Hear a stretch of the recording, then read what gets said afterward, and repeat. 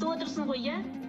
Қазір ойлан да, қандай енді энергияны алуға болады. Сен қазір физикада бар ғой сіздерде уже. Физик мұғалімді шақырыңыздар.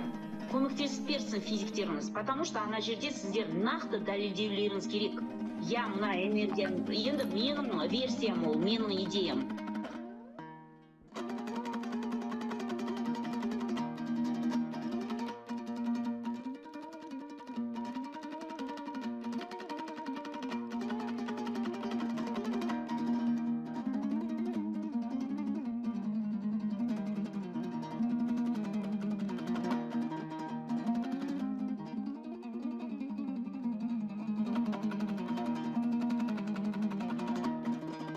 Ал балалар, сендерге сәттілік, жеңіс тілейміз.